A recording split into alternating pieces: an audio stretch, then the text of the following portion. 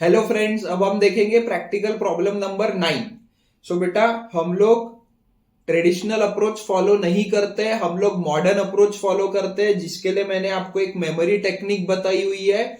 अगर हम लोग ABCDEFGHIJK L इतना पूरा बोलेंगे तो ए और ई पहले आता है, एसेट और एक्सपेंस में डेबिट बैलेंस होता है, आई और एल बाद में आता है, लाइबिलिटी और इनकम में क्रेडिट बैलेंस होता है। ठीक है, तो बेटा अपना पहला है क्वेश्चन।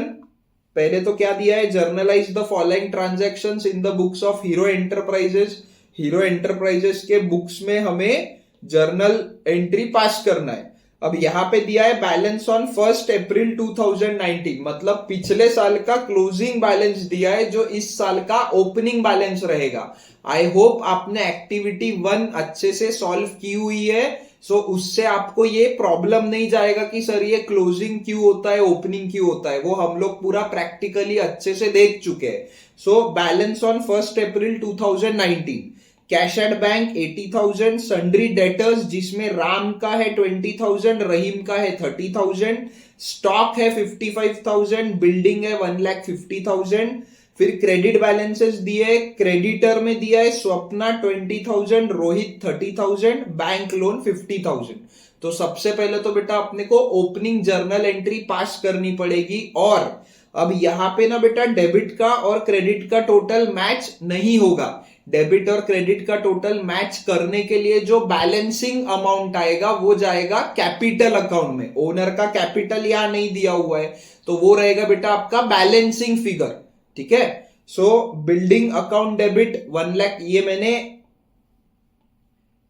मैंने क्रोनोलॉजिकली नहीं लिया हुआ है, ये मैंने अमाउंट के हिसाब से लिया है। हमेशा जर्नल एंट्री में सबसे बड़ा अमाउंट ऊपर होता है और नीचे नीचे उसका अमाउंट, छोटा छोटा जो अमाउंट है वो नीचे नीचे जाता है। ठीक है, सो बिल्डिंग अकाउंट डेबिट 1,50,000 हमारा एसेट है, इंक्रीज करना है, डेबिट बैलेंस होता है, इंक्रीज करना है, इसलिए same sign debit. Bank account debit 80,000, stock account debit 55,000, Rahim bracket में debtor account debit 30,000, Ram bracket में debtor account debit 20,000, to capital account, ये जो बैलेंसिंग फिगर है आपका ये है 2,35,000, तो ये पूरा का पूरा जाएगा कैपिटल अकाउंट में। To bank loan account 50,000, to Rohit creditor account 30,000, to Swapna creditor account 20,000। ठीक है, तो ये जो आपका 1 लाख है ये टोटल है 3,35,000 डेबिट का टोटल। उसमें से हमने ये 1 लाख माइनस किया तो 2,35,000 आया हमारा कैपिटल अकाउंट का बैलेंसिंग अमाउंट। ठीक है, तो हमें यहां लिखना है being opening balances brought forward, being opening balances brought forward, और यहाँ पे आपका डेट आएगा 2019 अप्रैल 1। ठीक है, इस टाइप से आपको ये लिखना है। सो बेटा अब 2019 अप्रैल 1 पहला ट्रांजैक्शन क्या है। अभी हमने क्या किया, ओपनिंग बैलेंसेस का जर्नल एंट्री पास किया। अब हम लोग एक एक ट्रांजैक्शन का जर्नल एंट्री देखेंगे। सो purchase goods worth ₹1,50,000 from Prashant and company. यहाँ पे बेटा नाम दिया है, मैंने आपको समझाया हुआ है, हम नाम इंटेंशनली कब याद रखते हैं, जब क्रेडिट ट्रांजैक्शन होता है। यहाँ पे लिखा नहीं है कि हमने कैश पे किया या नहीं किया, बट यहाँ पे नाम दिया है तो हमने इंटेंशनली जानबूझ के याद रखा है, मतलब ये क्रेडिट ट्रांजैक्शन है।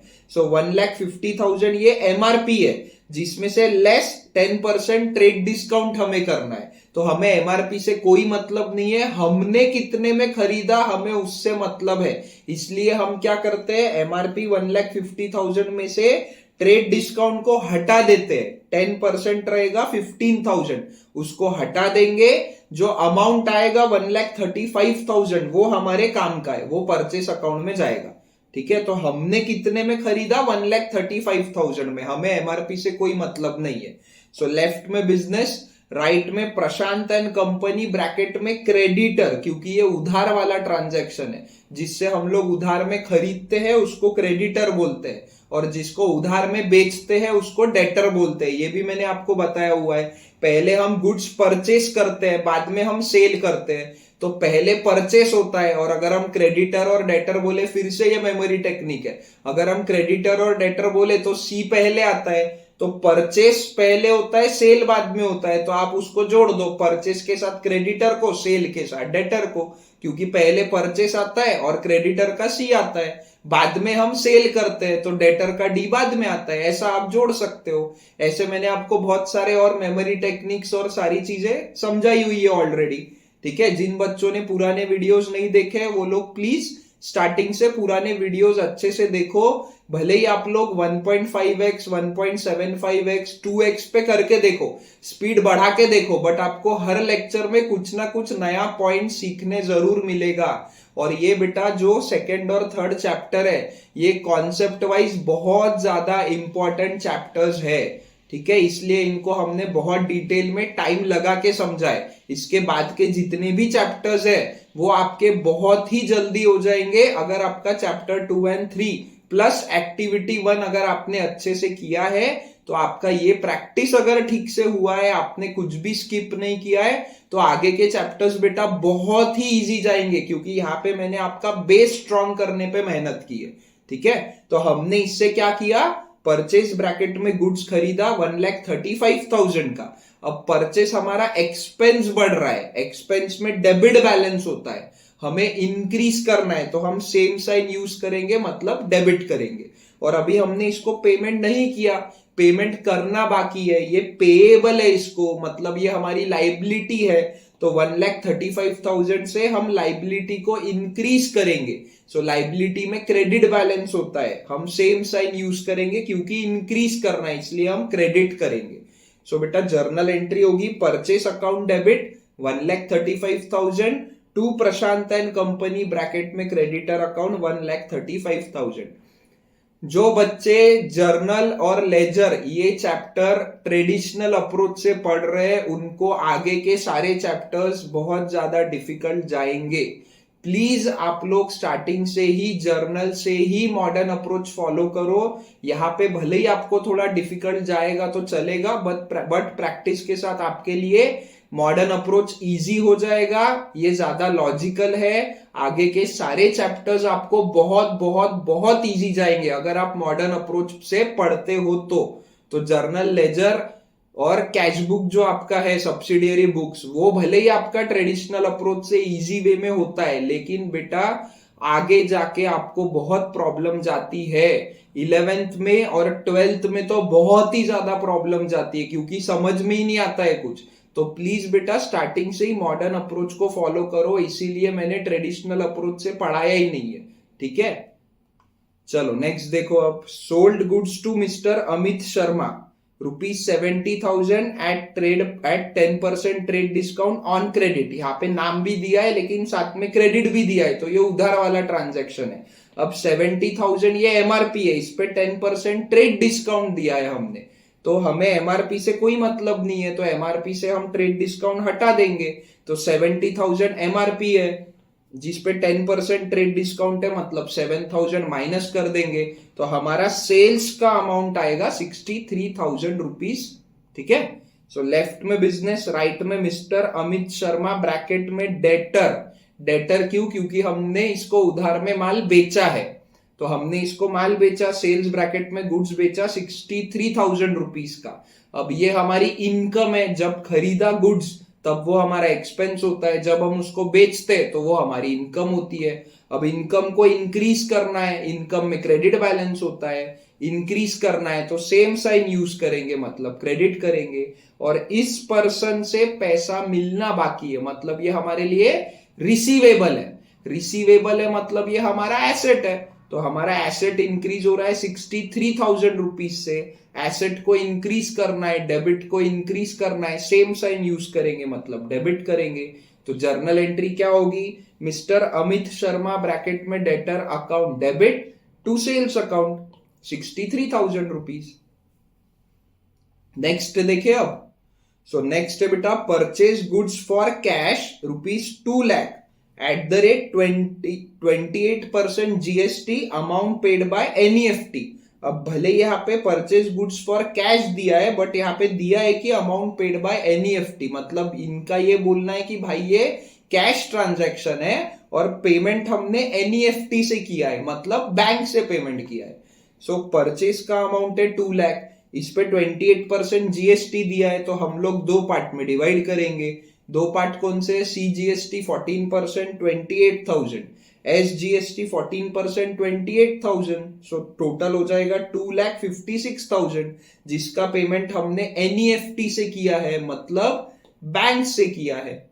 ठीक है, सो यहाँ पे लेफ्ट में बिजनेस रहेगा, राइट में सप्लायर रहेगा हमारा, जिससे हम गुड्स परचेस करते हैं हमेशा। तो हमने इससे गुड्स परचेस किया जिसपे जीएसटी लग के आ रहा है, तो ये क्या रहेगा? इनपुट जीएसटी रहेगा। तो परचेस ब्रैकेट में गुड्स 2 लाख रुपीज, एक्सपेंस बढ़ रहा है इसलिए डेबिट। इनपुट CGST 14% का आएगा 28,000 रुपीज, इसमें भी एसेट बढ़ रहा है इसलिए डेबिट। इनपुट SGST 14% 28,000 रुपीज, यहाँ पे भी एसेट बढ़ रहा है इसलिए डेबिट।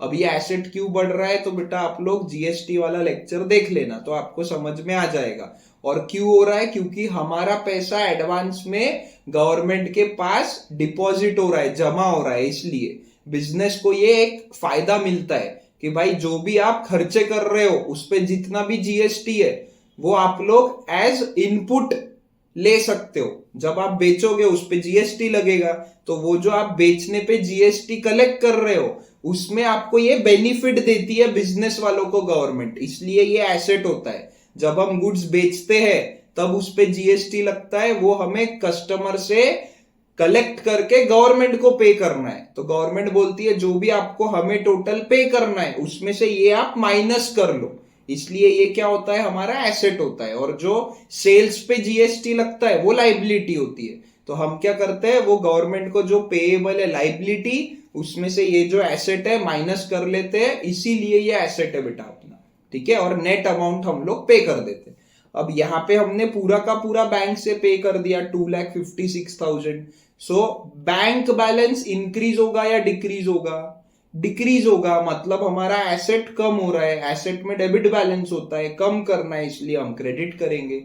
सो जर्नल एंट्री होगी purchase account debit 2 lakh, input CGST account debit 28,000, input SGST account debit 28,000 to bank account 2,56,000। ठीक है, सोल्ड गुड्स टू आदित्य रे। अब यहां पे देखो नाम दिया हुआ है, इंटेंशनली नाम याद रखा है, मतलब ये क्रेडिट ट्रांजैक्शन है, उधार वाला ट्रांजैक्शन है। Of ₹90,000 @28% GST. सो सेल्स का अमाउंट है हमारा 90,000, इस पे CGST 14%, SGST 14%, 12,600 आएगा। इसका टोटल करेंगे तो आएगा 1,15,200। इतना पूरा का पूरा क्रेडिट पे है, उधार में, इससे पैसा लेना बाकी है, उधार में माल बेचा है, मतलब ये हमारा डेटर बन गया। सो लेफ्ट में बिजनेस, राइट में आदित्य रे, ब्रैकेट में डेटर, ब्रैकेट में पर्सन। ठीक है, इसको हमने गुड्स बेचा जिसपे जीएसटी लग रहा है। सो सेल्स ब्रैकेट में गुड्स हमने दिया 90,000 का, इनकम बढ़ रहा है, इनकम में क्रेडिट बैलेंस होता है, हमें इंक्रीज करना है इसलिए हम क्रेडिट कर देंगे। और लाइबिलिटी बढ़ रही है, आउटपुट CGST, ये कस्टमर से हम कलेक्ट करके हमें गवर्नमेंट को पे करना है, इसलिए ये हमारी लाइबिलिटी बढ़ रही है, इसमें क्रेडिट करना पड़ेगा, क्योंकि लाइबिलिटी में क्रेडिट बैलेंस होता है, क्रेडिट को हमें इंक्रीज करना है इसलिए क्रेडिट करना पड़ेगा। वैसे ही आउटपुट SGST 14%, 12,600, लाइबिलिटी बढ़ रही है इसलिए क्रेडिट। और ये जो पर्सन है इससे पैसा लेना बाकी है, टोटल पूरा का पूरा पैसा इससे लेना बाकी है, इसलिए 1,15,200 से एसेट हमें इंक्रीज करना पड़ेगा। एसेट में इंक्रीज करना है हमें, मतलब ही डेबिट को इंक्रीज करना है, तो सेम साइन मतलब हम डेबिट करेंगे। सो जर्नल एंट्री होगी फ्रेंड्स, आदित्य रे, ब्रैकेट में debtor account debit 1,15,200 to sales account 90,000 to output CGST account 12,600 to output SGST account 12,600 rupees. ठीक है, सिंपल है। नेक्स्ट देखते हैं अब। सो नेक्स्ट है friends, paid for rent ₹5,000 and salary ₹18,000। हमने रेंट का 5,000 रुपए दिया और सैलरी का 18,000 दिया। अब यहाँ पे कुछ भी नहीं दिया है, मतलब कैश ट्रांजैक्शन है, हमने कैश पे किया। सो रेंट का 5,000, सैलरी का 18,000। सो टोटल कैश हमने कितना पे किया? 23,000 रुपीज। सो लेफ्ट में बिजनेस, राइट में लैंडलॉर्ड रहेगा और एम्प्लॉय रहेगा। एम्प्लॉय को सैलरी दे रहे, लैंडलॉर्ड को रेंट दे रहे। तो हमने क्या दिया? कैश दिया 23,000। सो हमारा कैश का बैलेंस इंक्रीज होगा या डिक्रीज होगा, हमको बिजनेस के पॉइंट ऑफ व्यू से सोचना है। तो हमारा कैश कम हो जाएगा, हमारा एसेट कम हो जाएगा, इसलिए हम उसमें क्रेडिट कर देंगे। और बदले में एक्सचेंज में हमें क्या मिला? तो भाई रेंट पे 5,000 रुपए महीना जिस जगह का किराया है वो हमें मिला यूज करने के लिए, इसलिए हमारा एक्सपेंस बढ़ा, इसलिए उसको डेबिट करेंगे। और हमें सैलरी की सर्विस मिली है, जो हमारी एम्प्लॉय है इसने हमारे लिए 1 महीना काम किया जिसकी सैलरी है 18,000, तो हमारा फिर से एक्सपेंस बढ़ गया, इसलिए उसको भी डेबिट कर देंगे।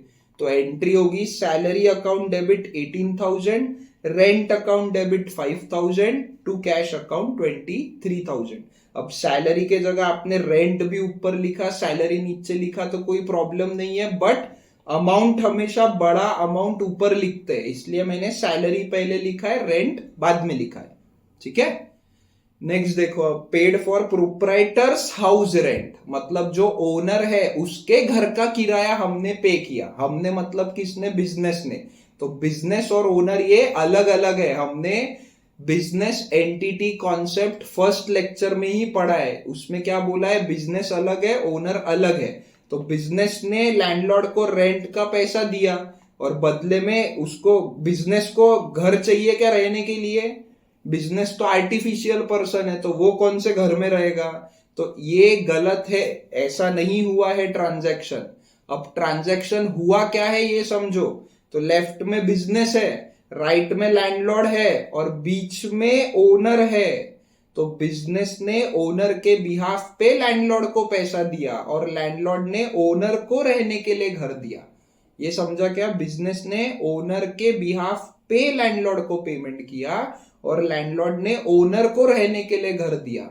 अभी हम ओनर की या लैंडलॉर्ड की अकाउंटिंग नहीं कर रहे, अभी हम बिजनेस की अकाउंटिंग कर रहे।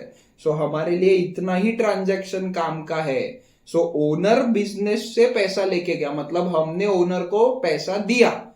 ठीक है, तो हमारा एसेट कम हो गया कैश, क्योंकि हमारे पास से, बिजनेस के पास से तो कैश जा रहा है, एसेट कम हो गया इसलिए क्रेडिट करेंगे। और ये जो ओनर है, ओनर की लाइबिलिटी कम हो गई, ओनर को हमको जो पैसा देना बाकी है, 2,35,000 की लाइबिलिटी ओनर को देना बाकी है, उसमें से 12,000 रुपए कम हो गया, तो इसलिए हम उसको डेबिट करेंगे।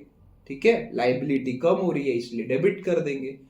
सो यहाँ पे क्या होगा? Drawings account debit 12,000 to cash account 12,000 rupees. Next देखो, sold half of the goods purchased on 9th April at 20% profit and 28% GST। So जो हमने 9th अप्रैल को खरीदा था 2 लाख का गुड्स, उसमें से आधा बेचा, मतलब 1 लाख का गुड्स बेचा। कितना प्रॉफिट पे? 20% प्रॉफिट पे, क्योंकि जितने में खरीदा उतने में ही बेचेंगे तो बिजनेस कैसे बढ़ेगा अपना, बिजनेस कैसे चलेगा? तो हमारी कॉस्ट कितनी है फ्रेंड्स? 1 लाख रुपए, उस पे प्रॉफिट है 20%, 20,000 रुपीज। 1 लाख का 20% 20,000। तो हमने कितने में बेचा? हमने बेचा 1,20,000 रुपए में बेचा। अब इस पे 28% जीएसटी लगेगा, तो हम 2 पार्ट में डिवाइड कर देंगे, 14% वो आएगा 16,800। सो टोटल कैश हमें कितना मिला? 1,53,600 रुपीज हमें कैश मिला, क्योंकि यहाँ पे कुछ भी नहीं दिया है, मतलब हमने कैश में बेचा है। ठीक है, तो ये सारे अमाउंट हमारे लिए काम के हैं। सो यहाँ पे क्या रहेगा? लेफ्ट में बिजनेस, राइट में कस्टमर रहेगा जिसको हमने गुड्स बेचा है, सेल किया है, जिसपे जीएसटी लग रहा है, तो ये आउटपुट जीएसटी रहेगा। सेल्स देखो जा रहा है ना, गुड्स जा रहा है और जीएसटी उस पे लग रहा है, तो ये भी क्या रहेगा? आउटपुट रहेगा।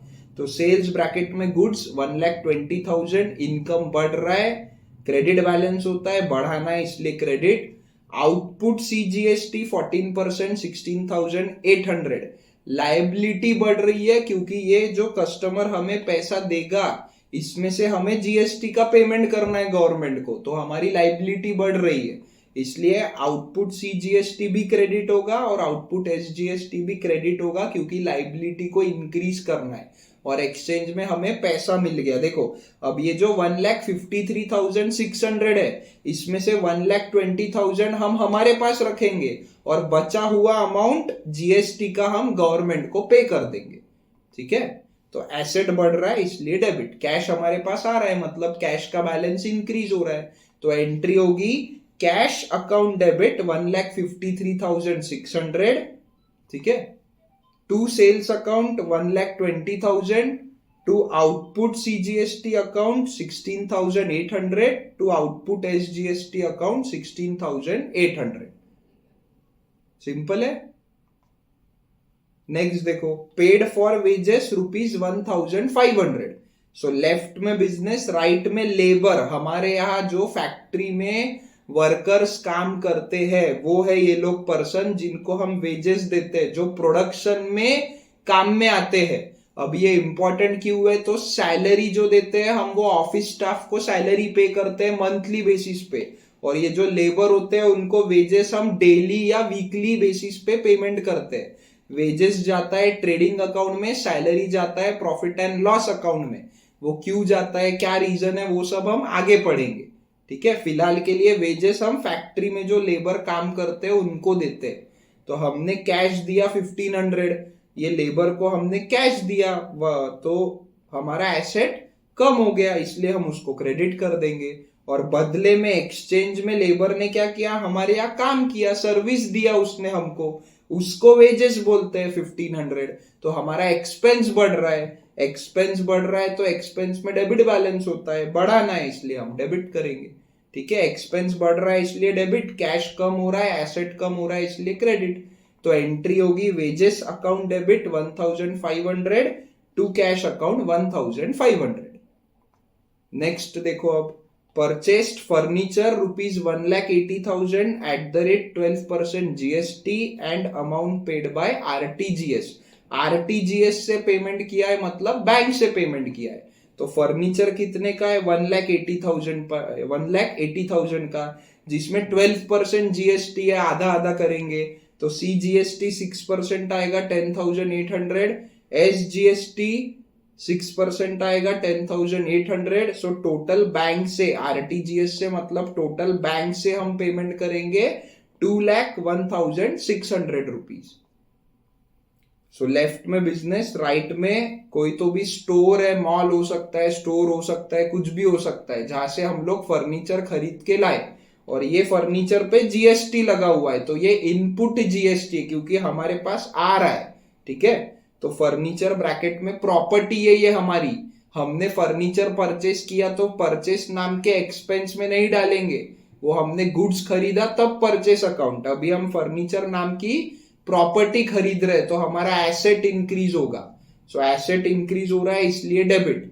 इनपुट सीजीएसटी, एसेट इंक्रीज हो रहा है इसलिए debit. Input SGST, asset increase हो रहा है इसलिए डेबिट। ठीक है, एसेट इंक्रीज हो रहा है इसलिए डेबिट। और एक्सचेंज में हमने बैंक से पेमेंट किया 2,01,600 का। सो हमारा बैंक बैलेंस इंक्रीज होगा या डिक्रीज होगा, बिजनेस का बैंक बैलेंस, अभी हम बिजनेस की अकाउंटिंग कर रहे हैं तो बिजनेस का बैंक बैलेंस कम हो जाएगा, तो बिजनेस का एसेट कम हो जाएगा। एसेट में डेबिट बैलेंस होता है, कम करना है, अपोजिट साइन यूज करेंगे, क्रेडिट करेंगे। ठीक है, so furniture account debit 1,80,000, input CGST account debit 10,500, input SGST account debit 10,500 to bank account 2,01,600। ठीक है, समझा फ्रेंड्स। नेक्स्ट देखो अब क्या है, sold and old furniture of ₹20,000 for 12,000। 20,000 का ओल्ड फर्नीचर हमने 12,000 में बेचा। तो फर्नीचर कितने का है, 20,000 का, हमने बेचा कितने में, 12,000 में, तो हमें लॉस हुआ 8,000 का, या प्रॉफिट हुआ, क्या हुआ, 20,000 का फर्नीचर 12,000 में बेचा तो 8,000 का लॉस हुआ। तो लेफ्ट में बिजनेस, राइट में कोई तो भी पर्सन जिसको हमने फर्नीचर बेचा, तो हमने फर्नीचर उसको दे दिया, हमारी प्रॉपर्टी उसको दे दी, तो हमारा एसेट कम हो गया। एसेट में डेबिट बैलेंस होता है, कम करना है तो अपोजिट साइन यूज करेंगे, मतलब क्रेडिट कर दिया हमने, मतलब हमें करना है। और एक्सचेंज में क्या हुआ, तो भाई 12,000 रुपए कैश आई, तो हमारा एसेट बढ़ गया इसलिए डेबिट। और 8,000 रुपए का हमारा लॉस हुआ सेल पे, उसकी भी अकाउंटिंग करनी पड़ेगी कि भाई जो पुराना फर्नीचर बेचा उस पे 8,000 का लॉस भी हुआ, तो एक्सपेंस बढ़ गया इसलिए डेबिट। तो एंट्री होगी बेटा cash account debit 12,000, loss on sale of furniture account, ऐसा पूरा नाम लिखेंगे, loss on sale of furniture account debit 8,000 to furniture account 20,000 rupees. ठीक है, समझा क्या बेटा? लॉस हुआ है तो उसकी भी अकाउंटिंग करनी पड़ेगी ना भाई। करंट ईयर के प्रॉफिट एंड लॉस अकाउंट में वो जाना चाहिए ना कि 8,000 का हमें लॉस हुआ है, फर्नीचर बेचा इसलिए। ठीक है, इसलिए वो जाएगा। उसके बाद है sold shares of ₹10,000 for 15,000 and amount received by cheque, हमें चेक से पेमेंट मिला। 10,000 का शेयर हमने 15,000 में बेचा, तो फायदा हुआ या नुकसान हुआ? फायदा हुआ, प्रॉफिट हुआ। सो लेफ्ट में बिजनेस, राइट में स्टॉक ब्रोकर होगा, कोई पर्सन होगा, कोई भी हो सकता है। तो हमने इन्वेस्टमेंट बेचा जिसपे प्रॉफिट हुआ हमें, इसलिए ये साथ में लिखा है। तो शेयर्स नाम की प्रॉपर्टी हमने हमारी बेची 10,000 की, तो हमारा एसेट कम हो गया इसलिए क्रेडिट। एसेट में डेबिट बैलेंस होता है, कम करना है, अपोजिट साइन यूज करेंगे, क्रेडिट करेंगे। और हमें क्या हुआ? प्रॉफिट हुआ 5,000 का, मतलब हमारा इनकम इंक्रीज हुआ। इनकम में क्रेडिट बैलेंस होता है, इंक्रीज करना है, सेम साइन यूज करेंगे, क्रेडिट करेंगे। समझा क्या? ये 10,000 का शेयर बेचा तो एसेट कम हो गया इसलिए क्रेडिट, 5,000 का प्रॉफिट हुआ तो इनकम बढ़ गया इसलिए क्रेडिट। अब एक्सचेंज में हमें बैंक बैलेंस मिला, हमारा बैंक बैलेंस इंक्रीज हो गया, एसेट बढ़ गया, एसेट में डेबिट बैलेंस होता है, इंक्रीज करना है, सेम साइन यूज करेंगे, डेबिट करेंगे। सो 15,000 रुपए का एसेट बढ़ा इसलिए डेबिट। ठीक है, तो बैंक अकाउंट डेबिट 15,000, इन्वेस्टमेंट इन शेयर्स या फिर सिर्फ शेयर्स भी लिखा तो भी चलेगा 10,000 rupees to profit on sale of shares. ये पूरा लिखना जरूरी है, profit on sale of shares, क्योंकि समझ में आना चाहिए कि ये 5,000 का प्रॉफिट क्यों हुआ, तो शेयर्स बेच के हुआ 5,000 रुपीज। ठीक है, समझा? तो अपना क्वेश्चन हो गया। ये देखो प्रैक्टिकल प्रॉब्लम 9 का ये पूरा आपको समरी दिया हुआ है। ठीक है, तो ये यहाँ पे नाम लिखना है इन द बुक्स ऑफ, फिर ये डेट लिखना है, नरेशन लिखना है, ये सब आपको आपके नोट्स में पूरा फॉर्मेट बना के दिया हुआ है, उसमें आपको ये लिखना है। और ये एक और पेज है, इसका ये सब टोटल वगैरह हर पेज पे। ठीक है, लेक्चर पॉज करो आप लोग और ये पूरा देख लो, लिख लो, नहीं लिखा है तो, और अगर लिखा है तो चेक कर लो बराबर है या नहीं। ठीक है।